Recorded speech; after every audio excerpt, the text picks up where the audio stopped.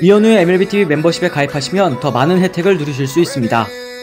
자, 오늘 이제 6월 9일입니다. 저희가 오늘은 예비 메이저리거 이정우 선수에 대한 이야기를 한번 나눠보려고 하는데요. 네. 사실 이정우 선수 올 시즌 끝나고 이제 포스팅으로 메이저리그 진출이 유력한 선수 아니겠습니까? 그렇죠. 그런데 이 4월 달까지는 정말 극심한 부진으로 저희 이제 채팅창에서 라이브 채팅창에서도 이렇게 부진하다가 메이저리그 못 가면 어떡하죠? 걱정하시는 분들이 확실히 또 있으셨단 말이에요. 이정우 걱정은 역시 하는 게 아니었어. 최근에 정말 엄청나게 타격 성적을 끌어올렸는데 이 얘기를 뭐 순서대로 하나씩 해보도록 하겠습니다. 맞습니다. 어쨌든 지난 겨울이었죠. 이제 김하성 선수 그리고 이제 최원재 코치와 함께 훈련하면서 이 메이저리그 진출 대비 이 강속구 대처에 편한 타격 폼으로 이정우 선수가 이 타격 폼을 좀 수정을 했었는데 이게 사실 WBC 때는 통했었단 말이죠. 그렇죠. WBC에서는 바뀐 타격 폼으로 4경기에서 14타수 6안타, 타율은 4할 2푼 9리에다가 OPS도 1이 넘었고 무엇보다도 삼진이 하나밖에 없었단 말이에요. 그러면서 WBC 활약으로 이정우 선수의 몸값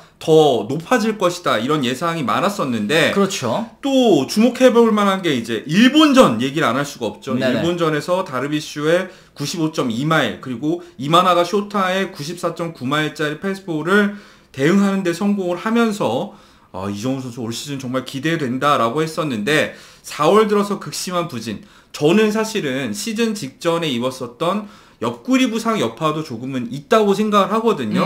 근데 어쨌든 타격폼 적응에도 좀 실패를 하면서 성적이 4월에 2할 1푼 8리, OPS 0.679 이게 뭐야 진짜. 진짜 이정우 선수의 성적이라고는 믿기지 않는 그런 기록이었고 그리고 덩달아서 이제 키움 지난해 이제 한국 시리즈까지 올라간 팀 아니겠습니까? 그렇죠. 이정우 선수의 부진과 함께 맞물리면서 현재까지 아직까지도 팀 순위가 지금 9위에 처져 있는 그런 상황인데 지난 5월 10일입니다. 그러니까 약 한 달 정도 됐죠. 네. 이 5월 10일 인터뷰에서 생각보다 부진이 길어지니까 내가 이제 숫자를 신경 쓰는 그런 선수는 아니지만 그 숫자가 의식이 되더라 이런 얘기를 했어요. 그리고 이제 구자욱 선수와 만나서 이제 좀 상담을 했다고 합니다. 그렇죠. 언제까지 작년 생각만 할 거냐. 작년이랑 몸 상태도 그리고 컨디션도 다른데 그러다 시즌 끝난다.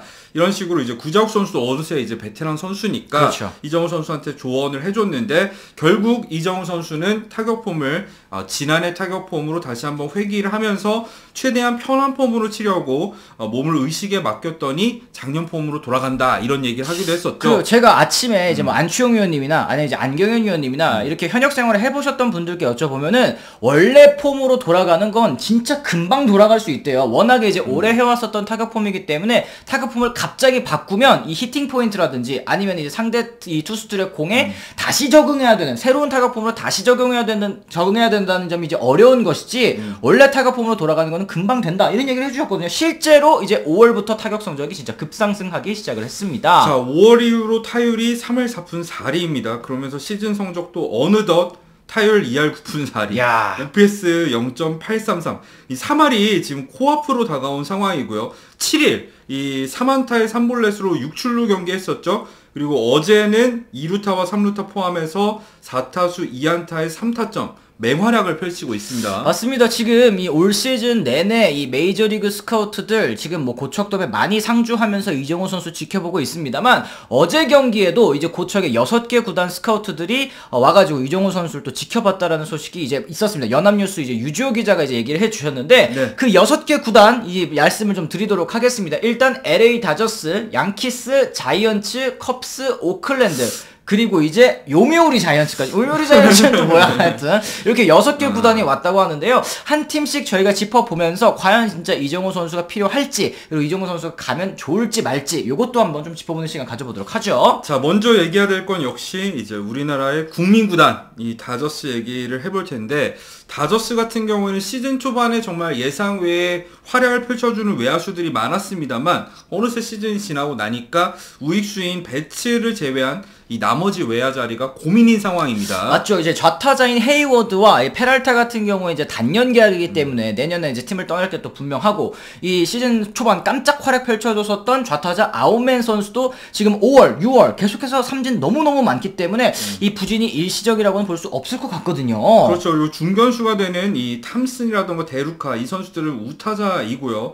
그리고 우익수의 파이스가 좌타자이기는 한데 사실 이정우 선수가 메이저리그 진출했을 때 받을 몸값을 생각한다면 저는 뭐 탐슨, 데루카, 파에스 얘네들은 경쟁자가 아니라고 봅니다. 그렇죠. 뭐 아웃맨 같은 경우에는 4월에 보여준 포텐셜도 있고 신인급 선수니까 앞으로의 발전 가능성이 기대가 되지만 분명히 다저스의 외야 자리도 한 자리가 내년에 비는 상황이 된다는 거죠. 맞습니다. 만약에 성사가 된다면 뭐 국내 팬 여러분들에게는 더할 나위 없이 좋죠. 뭐 중계 보기도 정말 좋고 또 생활하기에도 선수가 생활하기에도 좋은 LA 지역이기도 하고 여기에다가 뭐 이제 익숙하잖아요. LA 다저스라는 팀은. 그렇죠. 그러다 보니까 이 팬덤이 많은 국내 팬 여러분들에게 참 좋은 팀이라는 생각이 좀 들거든요. 그렇죠. 근데 이제 이정우 영입에 있어서 다저스의 변수라고 한다면 뭐 다들 아시겠지만 올 시즌을 마치고 FA가 되는 오타니에게 올인을 할 것으로 보이는데 오타니 선수의 몸값이 5억 불이잖아요. 그쵸.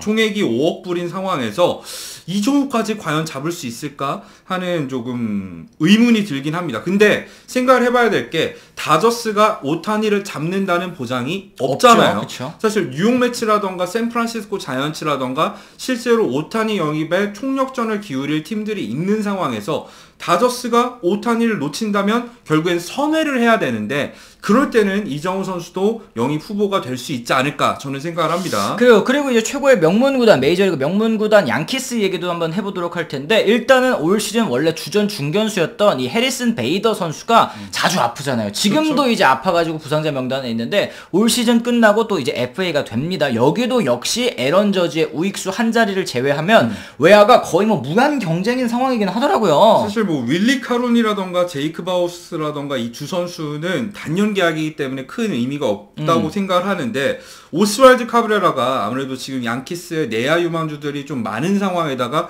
기존 내야 선수들도 있다 보니까 이 코너 외야수로 출전하는 경기가 많은 상황이긴 하죠. 그리고 카이너 팔레파 같은 경우에도 최근에는 외야수로 출전하는 상황이니까 사실은 한 자리 정도를 놓고 이제 양키스가 영입할 가능성이 있다 정도로 정리할 수 있을 것 같아요. 그래 뭐 마이너리그에 지금 뭐 큰 기대를 받고 있는 제이슨 도밍게즈라는 이제 유망주가 있기는 합니다. 근데 이 선수가 항상 툴에 비해서 성적이 좋지 못한 선수이기도 하고 또 너무 많은 기대를 받다 보니까 그 정도는 아닌데 계속 이런 평가를 받았던 선수잖아요. 이 선수를 처음 이제 국제 유망주 계약으로 영입했을 때 넥스트 트라우시라고 했었는데 그쵸.